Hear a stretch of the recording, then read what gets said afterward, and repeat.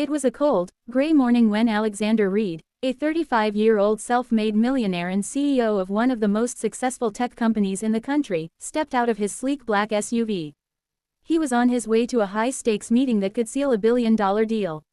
As a single father raising his 7-year-old daughter, Emily, Alexander had learned to balance ruthless business negotiations with gentle bedtime stories. But nothing in his meticulously planned schedule prepared him for what he was about to witness. While crossing the sidewalk toward his office building, he heard faint sobbing coming from a nearby alley. At first, he thought it was just background city noise, a crying baby, maybe a couple arguing. But the sound was raw, desperate, and it pulled at something deep inside him. Against his usual instinct to keep walking, he followed the sound. There, huddled against the damp brick wall, was a young woman clutching a tiny baby wrapped in a thin, worn blanket. She was trembling, her hair messy, her face pale from exhaustion.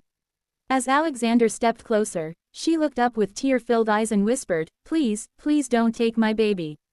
The words froze him in place. He quickly assured her, "I'm not here to take your baby." "What's going on?" She shook her head, unable to speak, as the baby began to whimper. Alexander noticed her hands, red from the cold, gently rocking the infant, as if her arms were the only shield the child had from the world. Through broken sobs, she introduced herself as Lily. She explained that she had been evicted from her small apartment 2 weeks ago after losing her job. With no family to turn to and shelters full, she had been sleeping on the streets. The day before, a social worker had warned her that if she couldn't provide stable housing for her newborn, the state might place the baby in foster care. Alexander felt a rush of anger, not at the social worker, but at the reality that forced good people into impossible situations. He crouched down to meet Lily's gaze. "You don't have to go through this alone," he said, surprising even himself with the words. He didn't know why he was so certain, but in that moment, leaving her there felt unthinkable. He made a decision right there on the cold concrete.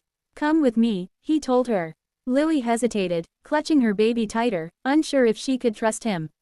But something in Alexander's voice, steady, warm, and sincere, made her nod. Within an hour, Alexander had booked them a suite at a family-friendly hotel just outside the city. He ordered hot soup and a proper crib for the baby. Emily, his daughter, was curious but instantly welcoming, offering to show Lily's baby her favorite stuffed animals. Over the next few days, Alexander learned more about Lily's life.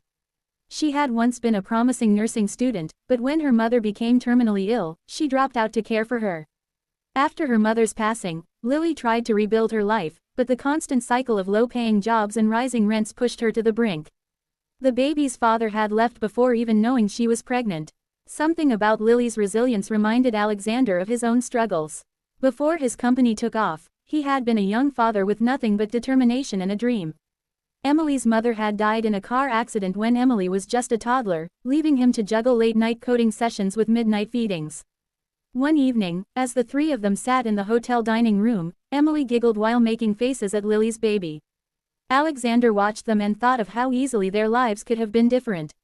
If someone hadn't believed in him years ago, given him a loan when the banks refused, encouraged him when no one else would, he might have been the one begging strangers for help.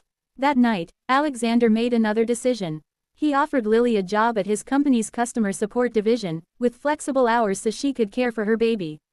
He also arranged for her to attend evening classes to finish her nursing degree, promising to cover tuition. At first, Lily refused. "I can't accept all of this. You've already done too much," she said, her voice shaking. Alexander looked at her firmly.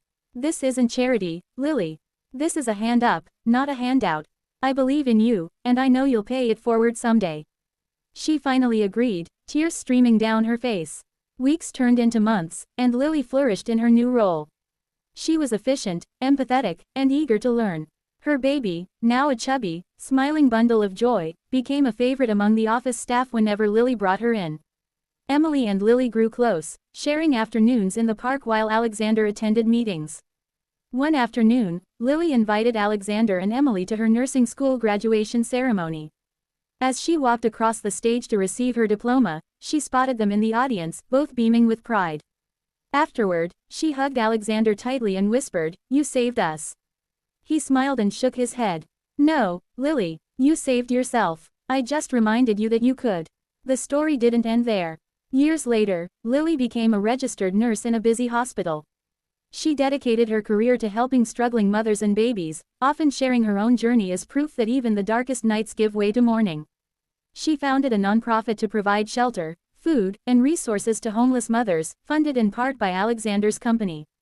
And Alexander, he often told his daughter that success isn't measured by the size of your bank account, but by the size of your heart.